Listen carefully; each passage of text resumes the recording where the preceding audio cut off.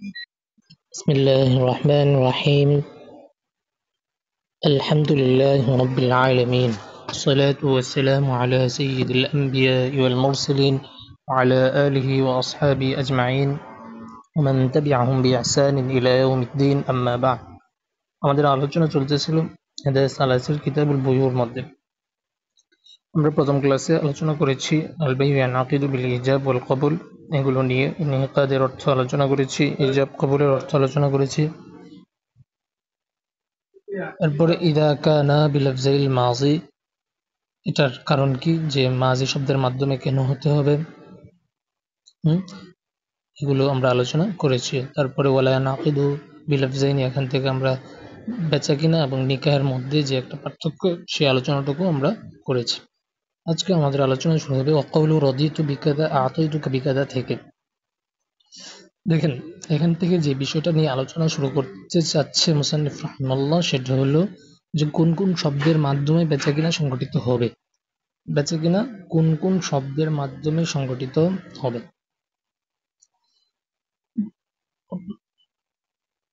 وقوله رضيت بكذا أو أعطيتك بكذا أو خذه بكذا في معنى قوله بعت واشتريت।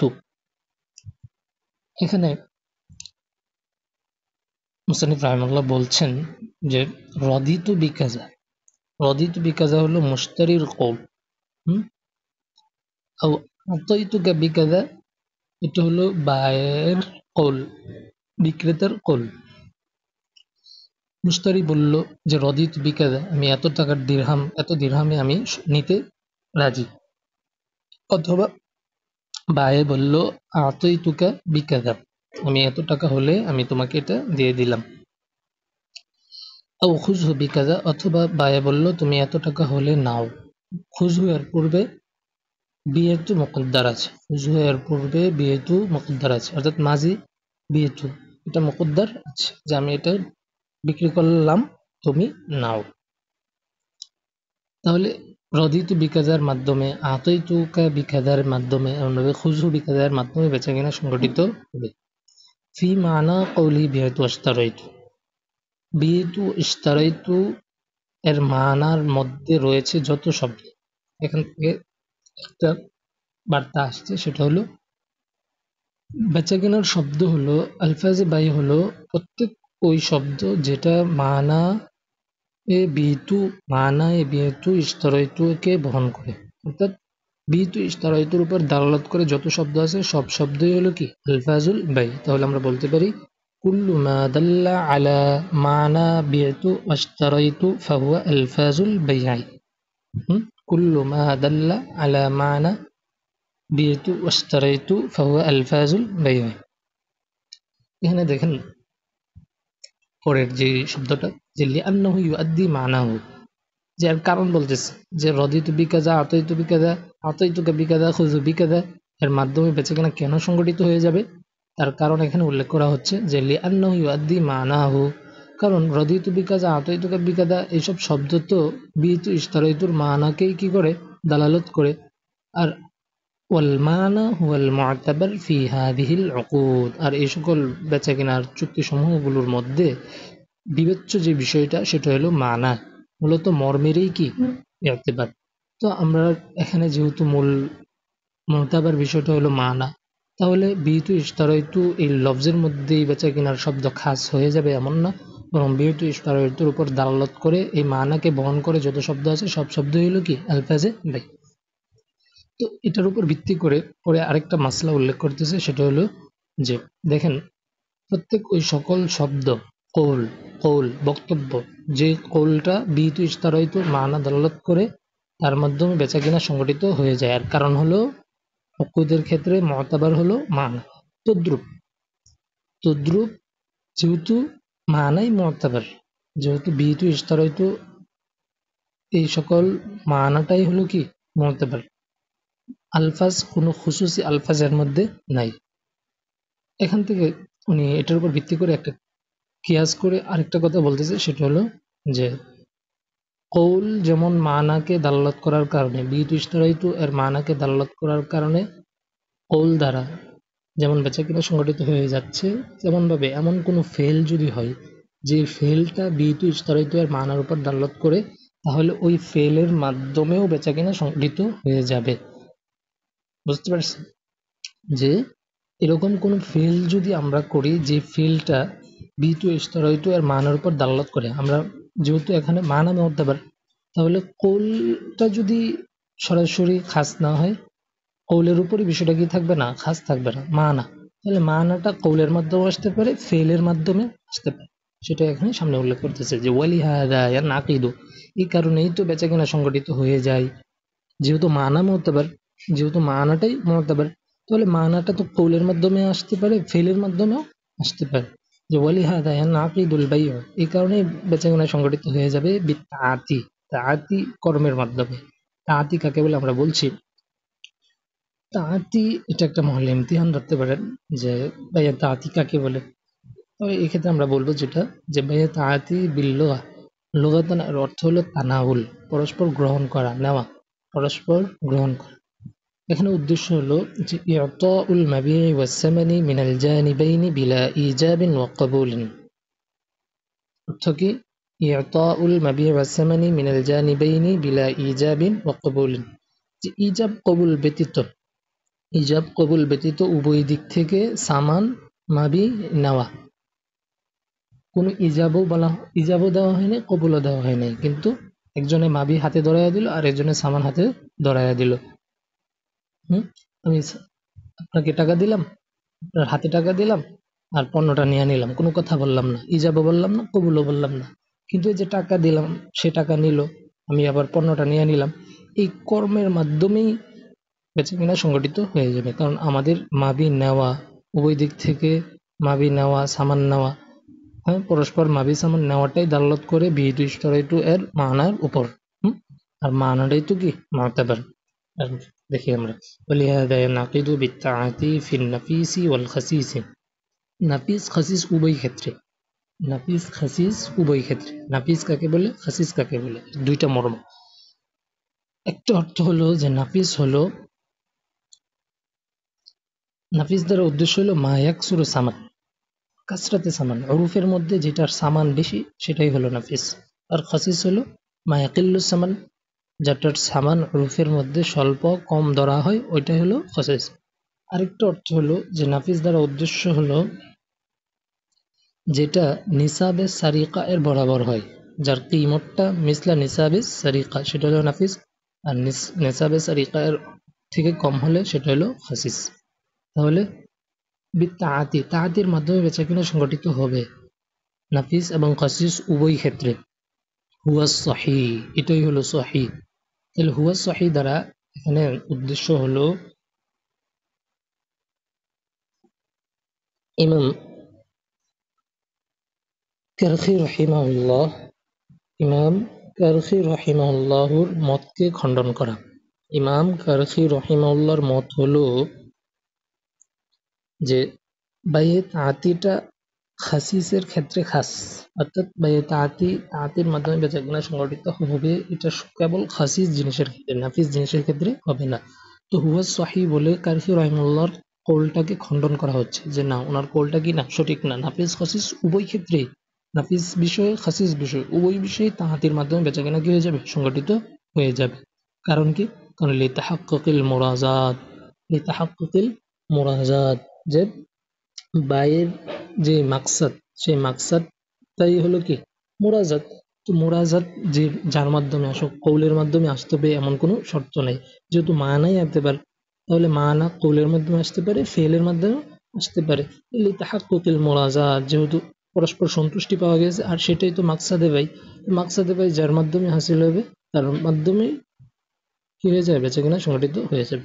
তো কৌল দ্বারা তো উদ্দেশ্য ছিল মূলত মোরাজাত, তো ফেলের মাধ্যমে যদি মোরাজাত চলে আসে, তাহলে ফেলের মাধ্যমে বেচাকেনা সংগঠিত হয়ে যাবে। তারপরে আমরা যাই যে ক্বালা ওয়া ইযা আওজাবা আহাদুল মুতাআকিদাইনি আল বাই'a فالآخر بالخيار إن شاء قبل في المجلس وإن شاء رده وهذا خيار القبول لأنه لو لم يثبت له الخيار يلزمه حكم العقد মিন গাইরি রিজাহু। এখান থেকে যে আলোচনা শুরু করছেন সেটা হলো খিয়ারে কবুল এবং খিয়ারুর রুজু। খিয়ারে কবুল এবং খিয়ারে রুজু নিয়ে এখান থেকে আলোচনা শুরু করছে। প্রথমে যে আলোচনাটা শুরু করতেছে সেটা হলো খিয়ারে কবুল নিয়ে। খিয়ারে কবুল নিয়ে। খিয়ারে কবুল কাকে বলে? আমরা যদি অন্য একটা এবারতে বলি যে খিয়ারে কবুল কাকে বলে, আমরা বলতে পারি যে বাদা ইজাবিল মুজিব, বাদা ইজাবিল মুজিব, মুজিবের ইজাবের পরে আল্লাযী ইয়াথবুতুল খিয়ারু লিল আখারি, অপরের জন্য যে খিয়ারটা সাবেত হয় ক্বাবলাল কবুলি, ক্বাবলাল কবুলি, ওই অপরজন গ্রহণ করার পূর্বে। আমি ইজাব দেওয়ার পরে আপনাকে যখন আমি ইজাব দিলাম, ইজাব দেওয়ার পূর্বে আপনি গ্রহণ করা আগ পর্যন্ত আপনার জন্য যে একটা খিয়ার থাকে সেটাই হলো কি খিয়ারে কবুল। তাহলে এবারটা আমরা পড়ি যে ওয়াইদা আউজাবা আহাদুল মুতাআকিদাইনিল বাইআ, যে মুতাআকিদাইনদের কেউ একজন যখন ইজাব করলো, আমরা ইজাবের সংজ্ঞা কিন্তু পড়েছি, যার কথাটা আগে আসে তারটাই ইজাব। মানে ইজাবটা মুশতারি বাই কারোর সাথে খাস এরকম না, যে কেউ ইজাব করতে পারে, অর্থাৎ যার কথাটা আগে আসবে তারটাই কি ইজাব। আমরা পূর্বের ক্লাসে নিহায়া থেকে আমরা দেখাইছিলাম ইজাব কাকে বলে। তাহলে আমরা দেখি ওয়াইদা আউজাবা আহাদুল মুতাআকিদাইনিল বাইআ, মুতাআকিদাইনদের কেউ যখন বাইয়ের ইজাব করলো, প্রস্তাব করলো, ফাল আখিরু বিল খিয়ারি, অপরজনের খিয়ার থাকবে, অপরজনের খিয়ার থাকবে। ইনশা কাবিলা ফিল মাজলিসি, কতটুকু পর্যন্ত খিয়ার থাকবে? মজলিসের মধ্যে। ইনশা কাবিলা ফিল মাজলিসি, সে মজলিসে থাকাকালীন সময়ে চাইতো কিসের খিয়ার? চাইতো সে গ্রহণ করবে, অন্যথায় সে না করে দিবে। ওয়ানশা রদ্দা, সে চাইলে নিবে, না চাইলে না করে দিবে, নাকচ করে দিবে। রদ্দা হুয়াকে এখানে আবার একটা হাটা নাই। ওয়াহাদা খিয়ারুল কবুল, এটাকে কি বলে? খিয়ারে কবুল বলে। তাহলে এটাই হলো ইস্তিলাহান খিয়ারে কবুল, এই সংজ্ঞাটা, ভারতের এই যে সংজ্ঞাটা, এটাকে আমি বলতে পারি আল খিয়ারুল লাযী ইয়াথবুতু বা'দা ইজাবিল মুজিবি লিল আখর ক্বাবলা আল কবুলি ফাহুয়া খিয়ারুল কবুল, এভাবে আমরা বলতে পারি। এখান থেকে এরপরে থেকে যে আলোচনাটা করবে সেটা হলো খিয়ারে কবুল কেন সাবেত হবে। খিয়ারে কবুল কেন সাবেত হবে দেখি। লিআন্নাহু লাউ লাম ইয়াথবুত লাহুল খিয়ার, লিআন্নাহু লাউ লাম ইয়াথবুত লাহুল খিয়ার, যদি না খিয়ার তার জন্য সাবেত না হয়, যদি এরকম হয় যে তার জন্য কোনো খিয়ার থাকবে না, আমি আপনাকে প্রস্তাব দিলাম, আপনার গ্রহণ করা না করার কোনো খিয়ার থাকবে না, আপনাকে নিতেই হবে, গ্রহণ করা আগ পর্যন্ত আপনার কোনো খিয়ার থাকবে না। যদি খিয়ারে কবুল না থাকে তাহলে কি লাজেম আসে? তাহলে যে জিনিসটা লাজেম আসে সেটা হলো যে লিআন্নাহু লাউ লাম ইয়াসবুত লাহুল খিয়ার ইয়ালজামুহু, তখন অপরজনের জন্য মুজিবের বিপরীত যে, অর্থাৎ আপনার জন্য আমি যদি প্রস্তুত করি তাহলে আপনার জন্য যে জিনিসটা লাজেম আছে সেটা হলো যে হুকমুল আকদি মিন গায়রি রিজা, হুকমুল আকদি মিন গায়রি রিজা, যে অর্থাৎ বাইয়ের হুকুমটা আপনার জন্য আবশ্যক হয়ে যায় মিন গায়রি রিজা, আপনার সন্তোষ ব্যতীত। আর বেচা কেনার ক্ষেত্রে মূলত তো কিসের মূল যে মাকসাদটা সেটাই তো হলো কি মুরাজা, উভয় দিক থেকে কি থাকতে হবে? রেজা থাকতে হবে। যে বাইয়ের মধ্যে রেজা নাই ওইটাকে বাই ধরা হবে না, যে বাইটার মধ্যে কোনো রেজা নাই ওইটাকে আমরা বাইই কি ধরতে পারি না শরীয়তে, ওইটাকে আমরা বাইই ধরবো না যেটার মধ্যে পরস্পর সন্তুষ্টি না থাকে। পরস্পর যদি সন্তুষ্টি থাকে তাহলে ইজাব কবুল ব্যতীত কি হয়ে যায়? বেচা কেনা সংগঠিত হয়ে, যেমন আমরা বাইয়াতে আতির আলোচনা পূর্বে পড়ছি। কিন্তু ইজাব কবুল থাকার পরেও যদি রেজা না থাকে পরস্পর, তাহলে কিন্তু এটাকে আমরা কি ধরতে পারি না, বাই ধরতে পারি না। ফামা ফরজনাহু বাইআন লাম ইয়াকুন বাইআন হাওনা, যেটার মধ্যে কোনো রেজা নাই ওইটাকে আমরা কি ধরতে পারি না, বাই ধরতে পারি না, অর্থাৎ এখানে এটা বাইও থাকে না। এই কারণে এখানে রেজা যেন থাকে সেজন্য ইজাবের পরে তার জন্য একটা কি থাকা দরকার? খিয়ার থাকা দরকার।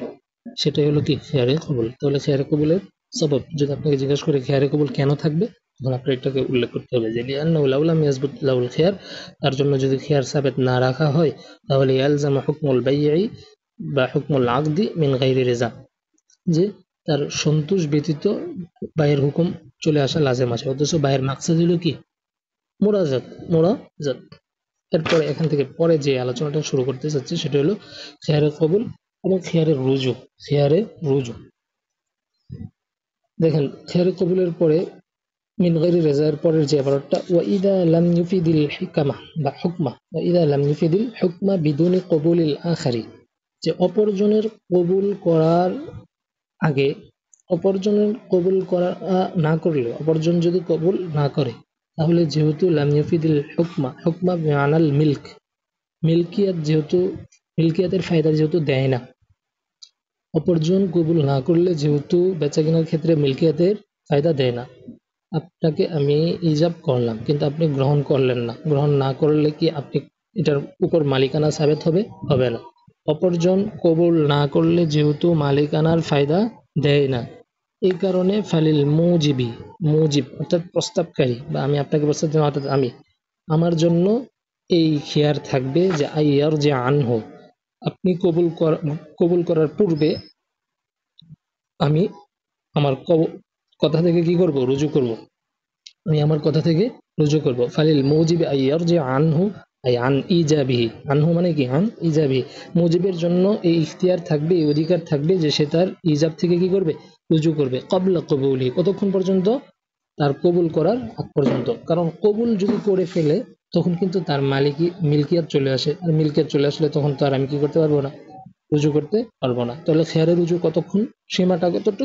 ক্বাবলা কবুলিহি, অপরজন কবুল করা আগ পর্যন্ত। তো অপরের কবুলের আগ পর্যন্ত তার কি থাকে? রুজু করার খেয়ার থাকে। কেন থাকে?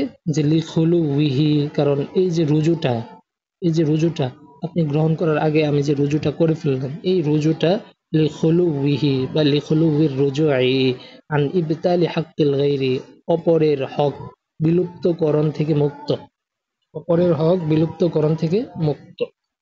এখানে একটা ইশকাল আসতে পারে, সেটা হলো যে মিল্কিয়াত না আসে নাই, মিল্কিয়াত না আসে নাই, কিন্তু হকের তামাল্লুক তো আসছে। মিল্কিয়াত গ্রহণ করতে পারার একটা হক, আমি চাইলেই হতে পারবো, এই হকটা তো দূর হচ্ছে। আমি মালিক হচ্ছি না কিন্তু মালিক হতে পারবো, এরকম একটা সিচুয়েশন এখানে তৈরি হয়েছিল। আমি যখন আপনাকে প্রস্তাব দিলাম তখন আপনি যদি চাইতেন তাহলে কিন্তু মালিক হতে পারতেন। হ্যাঁ, এটাকে বলে হকের তামাল্লুক। হককে তামাল্লুক, আপনার সরাসরি মিল্কিয়াত তো তখন আসবে যখন আপনি কবুল করবেন, কিন্তু আমি ইজাব করার পরে আপনার যে একটা হক, সেটা হলো কি হকতে তামাল্লুক। আপনি চাইলে মালিক হতে পারেন, তো চাইলে মালিক হতে পারেন ওই হকটা তো বাতিল হচ্ছে। আমি যখন রুজু করে ফেললাম, আপনি কবুল করার আগ পর্যন্ত আপনি কবুল না করছেন না, কবুল করার আগে আমি কি করলে ফেললাম? রুজু করলাম। তো মিল্কিয়াতের যে হকটা সেটা না বাতিল হচ্ছে না, মিল্কিয়াতের হক আপনার মিল্কিয়াতে আসে নাই, তাহলে আপনার হক নষ্ট হচ্ছে না, কিন্তু হকের তামাল্লুকটা তো বাতিল হচ্ছে। আপনি মালিক হওয়ার একটা যে ইখতিয়ার ছিল, আপনি চাইলে কি হতে পারতেন? মালিক হতে পারতেন। সেই মিল্কিয়াতে তামাল্লুকের হকটা তো আপনার কি হচ্ছে? বাতিল হচ্ছে। তো ওইটার কি জবাব দেব? তো এখানে এই আবারটার উপরে একটা এশকাল আসতে পারে যে লিখুলু ইয়ানি ইবতালি হাক্কিল গায়র, অপরের হক বাতিল হয় না, অথচ বাস্তবে তো হক তো বাতিল হয়, হক তো বাতিল হয়, অর্থাৎ হকতে তামাল্লুক বাতিল হয়, হকতে তামাল্লুক কি হয়? বাতিল হয়। কারণ মিল্কিয়াত না থাকলেও তার তো তামাল্লুকের একটা হক ছিল। ইজাব করার পরে অর্জনের জন্য মালিক হওয়ার একটা কি ছিল? হক ছিল। সে চাইলে কি করতে পারতো? মালিক হতে পারতো। কিন্তু আমি যখন রুজু করে ফেললাম তখন তো তার এই তামাল্লুকের হকটা বাতিল হলো। অথচ এবারতের মধ্যে বলতেছে কি যে লিখুলুবি আন ইবতালি হাক্কিল গায়রি, যে সে রুজু করার অধিকার পাবে হলো এই কারণে যে অপরজনের কোনো হক বাতিল হচ্ছে না। বাস্তবে তো একটা হক বাতিল হচ্ছে, বাস্তবে তো একটা হক বাতিল হচ্ছে। তো এটার জবাব কি? ওইটার জবাব হলো যে মুজিব রুজু করতে পারবে, কারণ মুজিবের তো হকে মিল্ক রয়েছে, যাকে প্রস্তাব দিয়েছে তার জন্য সাবিত হয়েছে প্রস্তাব দেওয়ার মাধ্যমে হকে তামাল্লুক। কিন্তু মুজিবের কাছে তো হাকিকতে মিল্ক বিদ্যমান, হাকিকতে মিল্ক বিদ্যমান। আমি যখন আপনাকে প্রস্তাব দিলাম একটা জিনিসের, তো ওই জিনিসটার মধ্যে তো আমার হাকিকতে মিল্ক কি বিদ্যমান। আপনাকে প্রস্তাব দেওয়ার মাধ্যমে আপনার হকে তামাল্লুক সাবিত হয়েছে, আপনার হকে তামাল্লুক সাবিত হয়েছে, কিন্তু আমার তো কি হাকিকতে মিল্ক বিদ্যমান। তাহলে আকওয়া কোনটা? মানজাল হক, যে হকওয়ালা তারটাই তো আকওয়া। তাহলে আমরা বলতে পারি যে এই আবারটার মধ্যে যে আশকালটা আসে যে লিখলুয়ান ইবতালি হাক্কিল গায়র, অপরের হক বাতিল হচ্ছে না, বাস্তবে তো হককে তামাল্লুক বাতিল হয়। এর জবাব কি? আমরা তখন বলবো যে হককে তামাল্লুক লা ইয়ামনাউ হাকিকাতাল মিল্ক, হককে তামাল্লুক লা ইয়ামনাউ হাকিকাতাল মিল্ক, যে তামাল্লুকের যে হকটা সেটা হাকিকাতে মিল্ককে বাধা দিতে পারে না, কারণ লিকাউনি আকওয়া মানজাল হক, কারণ যে হকওয়ালা সেই তো কি আকওয়া। এরপরে তাহলে এবার এখানে আলোচনার একটা বিষয় আছে যে লিখলুয়া ইবতালি হাক্কিল গায়র, এর উপরে একটা ইশকাল আছে, ইশকালের জবাবও দেওয়া হলো। এরপরে আমরা দেখি যে ওয়া ইন্নামা ইয়ামতাদ্দু ইলা আখিরিল মাজলিস, যে ইবারতের মধ্যে যে বলল, দেখেন ইবারতের মধ্যে বলা হয়েছে যে ইনশা ক্বাবিলা ফিল মাজলিসি ওয়া ইনশা রাদ্দা, যে ফিল মাজলিস রে ইদা আওজাবা আহাদুল মুতআকিদাইনিল বাইআ ফাল আখিরু বিল খিয়ারি ইনশা ক্বাবিলা ফিল মাজলিস। তাহলে মজলিসের মধ্যে এটাকে সীমাবদ্ধ রাখা হলো, মজলিসের মধ্যে এটাকে কি করা হলো? সীমাবদ্ধ রাখা হলো। এটার কেন এমনটা করার কারণ কি? এটা আলোচনা শুরু করতেছে যে ইন্নামা ইয়ামতাদ্দু ইলা আখিরিল মাজলিস, মজলিসের শেষ অবধি এটা খিয়ারটা বিস্তৃত হবে, খিয়ারটা লম্বা হবে, ইয়ামতাদ্দু খিয়ারটা লম্বা হবে ইলা আখিরিল মাজলিস, মজলিসের শেষ পর্যন্ত। এখানে দেখেন, এখানে তিনটা বিষয় হতে পারে। খিয়ারের যখন আপনার জন্য খিয়ার সাবেত হলো, খিয়ারে কবুল সাবেত হলো, তখন আপনার জন্য তিনটা বিষয়ের সুযোগ ছিল। কি তিনটা বিষয়? একটা হলো যে আমি ইজাব করলাম, ইজাবের যে সময়টা সাআতে ইজাব, খিয়ারটা সাআতে ইজাবের উপর ইখতিসার করবে। তাহলে একটা ইহতিমাল ছিল এটা যে ইয়াকতাসিরু আলা সাআতিল ইজাব, ইয়াকতাসিরু আলা সাআতিল ইজাব, যে প্রস্তাবের যে সময়টা শুধু ওই সময়টার মধ্যেই আপনার খেয়ার থাকবো, প্রস্তাবের সময়টা শেষ হয়ে যাবে, আর কোনো আপনার খেয়ার থাকবে না, সাথে সাথে আপনার গ্রহণ করতে হবে, সাথে সাথে গ্রহণ না করলে আপনার খেয়ার শেষ। হুম, এটা একটা ইহতিমাল ছিল। আরেকটা ইহতিমাল হলো যে আমতাদ্দু ইলা বাদাল মাজলিস, মজলিসের পরেও আপনার কি থাকবে? খেয়ার থাকবে, আপনি যখন ইচ্ছা তখন গ্রহণ করবেন। আমি যখন একবার ইজাব দিয়ে দিয়েছি তখন আর এটা মজলিসের মধ্যে সীমাবদ্ধ থাকবে না, মজলিসের পরেও আপনার খেয়ার থাকবে। এরকম একটা হতে পারে দ্বিতীয়, যে ইয়ামতাদ্দু ইলা বাদাল মাজলিস।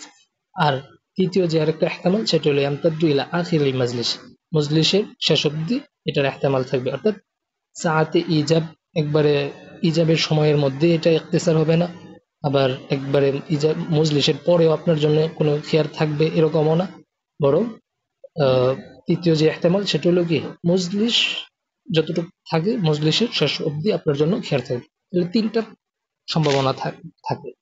তিনটি সম্ভাবনার মধ্যে কোনটা আওলা? তিনটা সম্ভাবনার মধ্যে কোনটা আওলা? দেখেন, যদি আমরা বলি যে ইজাবের সময়ের মধ্যে এটাকে খাস করা হবে, যে ইজাব যতটুক সময় এতটুকুর মধ্যে সাথে সাথে কি করতে হবে?